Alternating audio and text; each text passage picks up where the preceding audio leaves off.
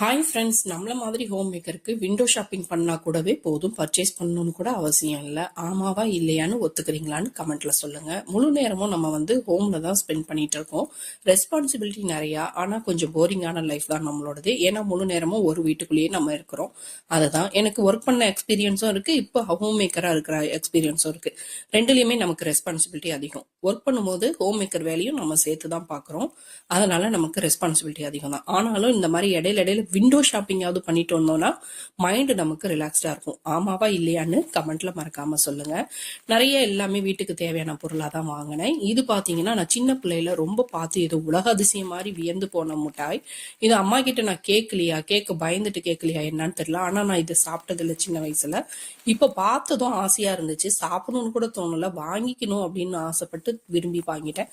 எல்லா பொருளையும் வாங்கிட்டு கேரி பண்ணிட்டு வர்றதுக்கு நமக்கு பை இல்லை. பை எடுத்துட்டு போகணும்னு நினைச்சேன், ஆனா பை எடுக்காம போயிட்டேன். இந்த மஞ்சள் பையோட விலை 25 ரூபாய்.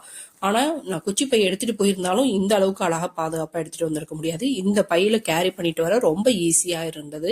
டிமார்ட் பக்கத்துல இருக்கிறவங்க எல்லாம் ரொம்ப லக்கி தாங்க. ஏன்னா மந்த்லி கிராசரி அங்க வாங்குறாங்கன்னா அவங்களுக்கு நல்லாவே சேவ் ஆகும்.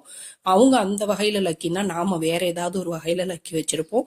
கண்டிப்பா காட் எல்லாருக்கும் ஒரு பிளஸ் ஒரு மைனஸ் வச்சிருப்பாங்க. உங்களுக்கு இந்த வீடியோ பிடிச்சிருந்தா லைக் பண்ணுங்க, சப்ஸ்கிரைப் பண்ணுங்க. தேங்க்யூ.